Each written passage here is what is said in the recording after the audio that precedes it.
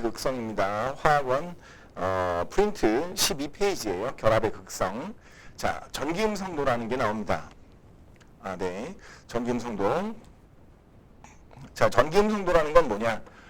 우리가 만약에 공결한 물질 중에 제일 쉬운 거 얘기해봐. 그러면 뭘 얘기할 수 있냐면 수소가 최외각 전자 하나죠. 그러니까 수소가 결합을 하면 이렇게 공유 전자쌍이라는 걸 만들어내고, 그렇죠? 그래서 이제 공결합 물질이 되죠. 그래서 얘를 쓸 때 어떻게 쓰냐면 이렇게 결합선으로 나타내고 그 다음에 쓸 때 H2 이렇게 쓰죠.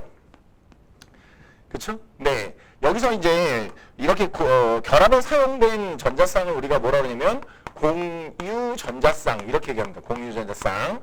그렇죠? 그럼 이제 비공유 전자쌍에 관한 설명을 할 건데요. H2O라는 물질, 자 이제 물을 해볼게요. 그러면 얘는 H가 최외각 전자 하나, 근데 산소가 최외각 전자가 하나, 둘, 셋, 넷, 다섯, 여섯입니다.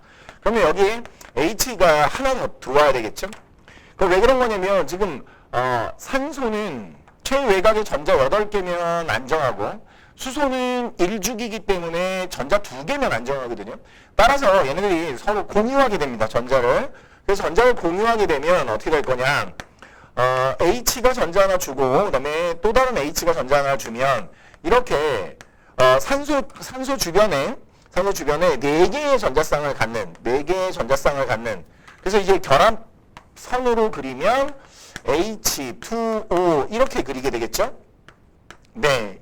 이렇게 그리게 될 거예요. 그러면 이 물 분자의 구조에서 보면 요거는 이제 비공유 전자쌍이죠. 비공유 전자쌍이라는 건 뭐냐? 비공유 전자쌍은 화학 결합에 참여하지 않은 전자쌍 이런 얘기예요. 그래서 이제 공유와 비공유 뭐 이런 걸 알게 됩니다. 그런데 문제는 어떤 거에 문제가 있냐면 아까 H2를 만들 때는 얘가 동핵 이원자 분자예요. 동핵 이원자 분자. 그러니까 이 두 개의 원자, 이 공결합을 하고 있는 두 개의 원자가 전기 음성도라는 게 같아요. 그러니까 전자쌍을 끌어당기는 정도가 같은 그런 경우죠. 네, 그런 경우. 그런데 밑에 H2는 그렇지 않아요. 그래서 H2를 다시 이렇게 써보면 얘를 갖다가 전자 구름으로 그린다면 이런 걸 원래는 동그랗게 그리고 그다음에 수소 요렇게 그려야 되는데, 그쵸? 네, 이렇게 공평하게 돼야 되는데, 근데 실제로 그리면 어떻게 되느냐? 이렇게 됩니다. 이게 무슨 말이냐면 가운데 있는 산소가 수소로부터 전자 구름을 많이 뺏어가요. 수소로부터 전자 구름을 많이 뺏어가요. 이게 무슨 말이냐면 공유 전자쌍을 끌어당기는 정도가, 공유하고 있는 전자쌍을 끌어당기는 정도가 누가 더 세냐? 산소가 그 공유 전자쌍을 끌어당기는 정도가 세다는 거죠. 이걸 우리가 뭐라고 그러냐면 전기 음성도가 크다라고 얘기를 해요. 즉, 이 전자쌍을 많이 끌어가서 부분적인 음전화가 되고 부분적인 양전화가 되고, 반대쪽에서도 마찬가지입니다. 부분적인 양전화, 부분적인 음전화가 생기게 돼요. 이건 결국 뭐의 차이로 이렇게 되는 거냐면 전기 음성도의 차이 때문이에요. 전기 음성도의 차이 때문에 이 결합의 극성이라는 게 나타난다라는 거예요. 그러니까 아주 쉽게 얘기하면 전기 음성도가 누가 더 크다? 산소와 수소 중에 산소가 더 크다 이런 얘기죠. 그러면 지금부터 우리가 공결합이라는 걸 바라볼 때 어떻게 바라봐야 되냐면 동핵 이원자 분자 똑같은 원자인 경우에는 공유 전자쌍을 끌어당기는 정도가 똑같죠.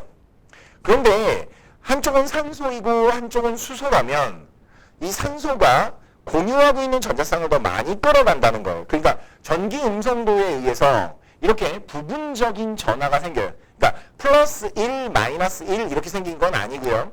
부분적으로 산소가 좀 더 많이 가져가고 그 다음에 수소가 덜 가져갔기 때문에 원래 반반 나눠야 되는 것보다는 조금 더 플러스이고 조금 더 마이너스이다.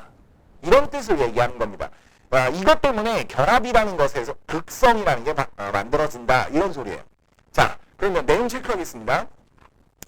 자, 내용 체크해 보시면 결합의 극성이라는 게 나와요. 전기 음성도. 자, 전기음성도란 공결합을 형성한 두 원자가 공유 전자쌍을 끌어당기는 힘의 크기를 비교해 놓은 상대적인 값이다. 전기음성도를 이제 예전에 굉장히 유명하신 분이 라이너스 폴링이라는 분이 이거를 했는데요. 그때 누굴 기준으로 했냐면 플로린을 4.0으로 기준으로 했어요. 그러니까 플로린 제일 세다 이거죠. 플로린 4.0. 요 수치는 좀 기억해 두실 필요가 있어요. 플로린 4.0을 기억 못하면 문제를 못 푸는 경우가 있었거든요. 그러니까 원자량 기준이 탄소고 그 탄소의 원자량 기준이 12라는 것처럼 전기음성도의 기준이 4.0이다. 뭐 이거는 기억을 해 두실 필요가 있습니다. 이해하셨나요? 자, 그래서 전기음성도의 순서가 어떻게 되느냐. 폰, 클, 브루크, 10.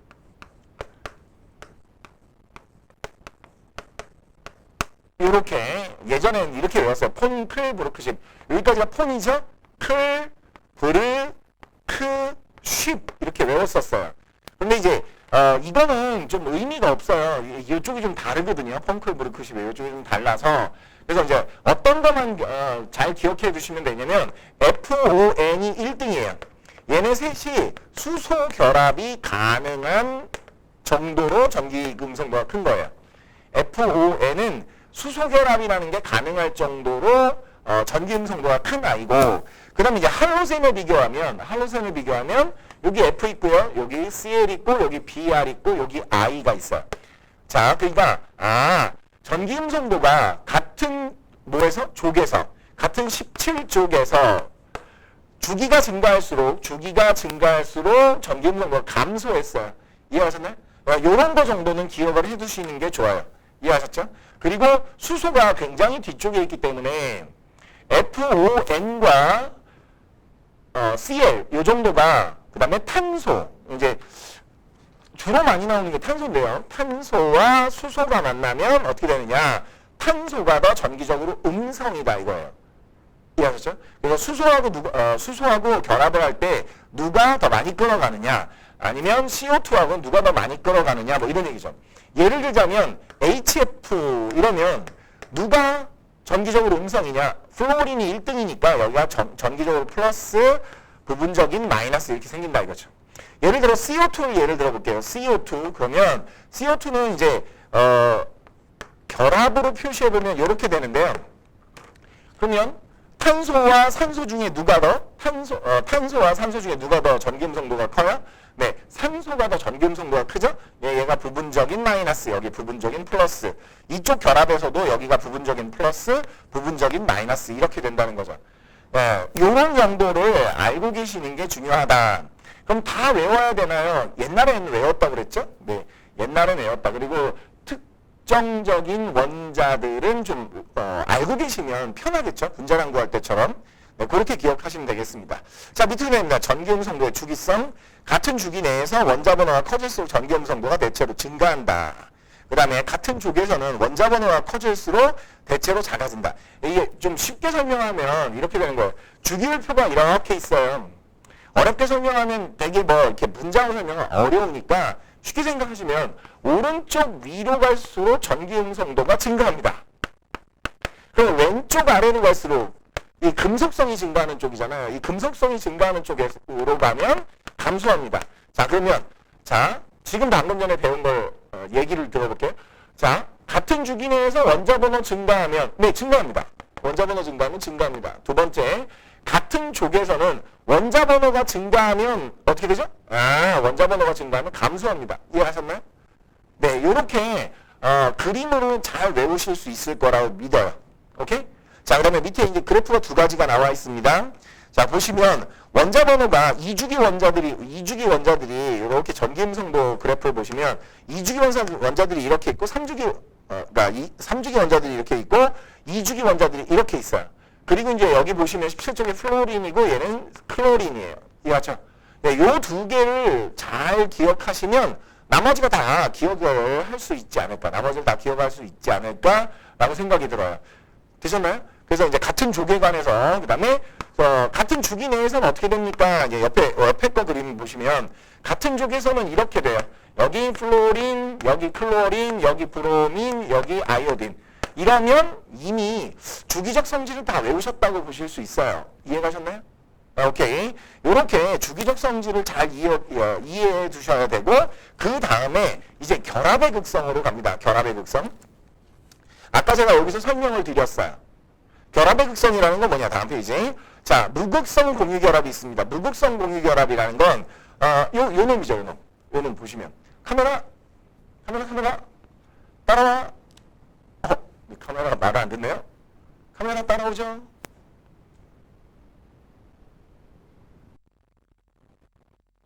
네. 이제야 말을 듣는군요. 네. 자, 갑니다. 무극성 공유결합이라는 건 뭐냐면, 둘이 전기음성도 차이가 없어서, 이 결합이 부분 전하를 띠지 않게 된다. 근데 이제 어떤 케이스가 그런 거냐? 두 개 원자가 같아야 되겠죠. 두 개 원자가 같으면 무극성 공유결합이다. 이렇게 보셨어요. 두 번째, 극성 공유결합이라는 건 뭐냐? 밑에 나온 것처럼 두 개의 무엇이? 그렇죠. 두 개의 원자가 서로 다른 전기 음성도를 갖기 때문에 어느 한쪽으로 전자쌍이 끌려가고 따라서 뭘 가지게 된다? 이렇게 부분 전하를 가지게 된다. 이거를 우리가 극성 공유결합 이렇게 얘기할 수 있어요. 자, 이제 밑으로 내려갑니다. 두 원자 사이의 전기 음성도 차이에 의한 이온성과 공유성의 생성. 이게 무슨 말이냐면 밑으로 내려갑니다. 자, 이온 결합 물질은 어떻게 그립니까? 뭐 이런 얘기인데요. 여기다가 잠깐 지우고 설명을 해보면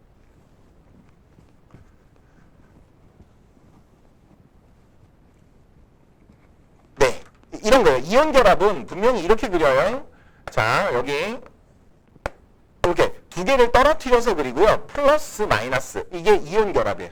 이해하셨죠? 플러스 마이너스. 이렇게 되면 이온 결합이에요. 그러니까 완벽한 플러스와 마이너스. 이거 정전하라고 합니다. 부분 전하의 반대말 정전하. 아시겠죠? 네. 이렇게 완전히 정해져 있는 변하지 않는 전하를 띠게 되는 거 이온 결합이에요. 극성 공유결합이라는 건 뭐냐? 이렇게 생긴 거 극성 공유결합이라고 해요. 그래서 부분적인 플러스, 부분적인 마이너스. 이걸 우리가 극성 공유결합 이렇게 불러요. 이해하셨나요? 그러니까 쉽게 가면 이런 거죠. 뭘 갖게 됐다? 부분 전하를 갖게 됐다. 네. 그 다음에 무극성 공유결합. 두 개 원자 이렇게 있는데요. 이렇게 되는 거. 야, 예쁘게. 서로 예쁘게 나눠 가졌죠? 이걸 우리가 뭐라냐면 무극성 공유결합 이렇게 얘기한다. 요 그림 잘 기억해 두셨다가 특히 이 그림을 잘 기억해 두셨다가 이걸 이온결합이라고 하시면 안 돼요. 이거는 극성 공유결합이고 이렇게 완전히 떨어뜨려서 그려서 플러스 마이너스 완전히 갖게 된 거 이온결합이라고 한다. 이런 얘기입니다. 그런데 이 결합의 극성 또는 이온결합인지 공유결합인지를 뭐로 알 수 있냐면 전기 음성도 차이로 알 수 있다. 이런 얘기예요. 전기 음성도 차이가 너무 심하게 차이 나면 한쪽이 다 뺏어오고 한쪽이 다 가져간다는 거죠. 이해하셨나요? 네. 그렇게 보실 수 있습니다. 되셨나요? 그래서 밑에 표에 보시면 결합의 이온성이라는 표가 있어요. 그래프가 있어요. 이 결합의 이온성이라는 그래프는 뭘 의미하느냐? 거기 그래프가 이렇게 있고 그 다음에 가운데에 이렇게 선이 하나 있어요. 이거 이제 예전에 많이 쓰던 방식이긴 한데 어찌됐건 자 X축, Y축에 뭐라고 써있는지 보시겠습니다. 전기 음성도 차이에 의해서 결합에 여기 이제 많이 바꾸는데요. 결합에 무엇이냐가 되게 중요한데 결합의 이온성이라고 돼 있어요. Y축에 결합의 이온성이라고 돼 있고 여기가 50%예요. 50%. 그런데 결합의 이온성이 50%가 안 되면 이온결합이 아닌 거죠. 그러면 결합의 이온성이 50%가 넘으면 즉 다른 말로 얘기하면 이 50% 라인을 기준으로 위에 있는 거 전부 다 이온결합 물질이에요. 자, 가장 대표적인 예가 뭐냐? 거기 나와 있는 NaCl. 여기 NaCl 여기 있어요. 되셨나요? 네, 오케이. 그런데 되게 웃기는 건 전기음성도 차이가 상당히 심하긴 하지만 HF를 보시겠어요? HF 여기 있습니다. HF. 그러면 HF는 공결합이라는 뜻이에요. 아시겠죠? 이 그래프에서는 그거 하나 기억하시면 됩니다. 자, 가운데 결합의 이온성 또는 결합의 공유성 이렇게 나오겠죠? 결합의 이온성 50% 이상이면 전부 다 뭐라고요? 이온결합이고 결합의 이온성이 50% 이하이면 아무리 전기음성도 차이가 심해도 아무리 전기음성도 차이가 커도 우리가 공유결합이다. 이렇게 얘기하시는 거예요. 이해가셨나요? 오케이. 자, 그럼 이제 밑으로 내려갑니다. 그러면 결합에서 요 HF 결합에서 어떤 일이 벌어지느냐? HF에서 HF 이제 밑에는 HCl로 얘가 나와 있는데요. 프린트에는 제가 HF가 이왕 나왔으니까 이걸로 설명해 드릴게요. 자, HF 이러면 전기 성도가 분명히 플로린이 더 세니까 여기 부분적인 플러스 여기 부분적인 마이너스가 나오죠. 이거를 표시하는 방법이 있는데 그걸 우리가 뭐라 그러냐면 쌍극자 모멘트라고 해요. 쌍극자 모멘트. 자, 쌍극자 모멘트를 그릴 때는 어떻게 하느냐? 부분적인 플러스인 원자에서 부분적인 마이너스 쪽으로 이렇게 화살표를 그려서 표시합니다. 이해하셨나요? 그리고 이 쌍극자 모멘트를 보통 뭐라고 표시하냐면 뮤라고 표시하고요. 벡터예요. 방향을 가른 물리량. 자, 그 다음에 이 쌍극자 모멘트 뮤는 어떻게 구하느냐? 전하량 곱하기 거리 이렇게. 그래서 거리, 변위가 또 이제 벡터죠. 그래서 전하량 곱하기 거리만큼입니다. 뭐 이런 얘기예요. 이해하셨나요? 오케이. 이걸 쌍극자 모멘트라고 합니다. 그럼 이 쌍극자 모멘트 때문에 어떤 일이 벌어지겠느냐?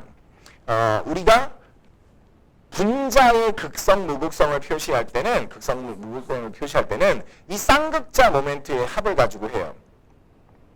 조금 헷갈리죠? 이게 뭐냐면 봐요. 결합의 극성, 무극성은 이렇게 표시하는 거예요. 그러니까 방금 전에 배운 걸로 따지면 쌍극자 모멘트를 어떻게 할 수 있냐면 여기는 쌍극자 모멘트를 플러스에서 마이너스로 이렇게 그릴 수 있는데 밑에 거는 쌍극자 모멘트가 없는 거예요. 이건 결합의 극성이고요. 이제 분자의 극성과 무극성을 배울 차례가 됐어요. 이해하셨나요? 오케이. 그럼 이제 분자의 극성, 무극성으로 가보겠습니다. 이제 결합의 극성까지는 여기까지가 전부예요.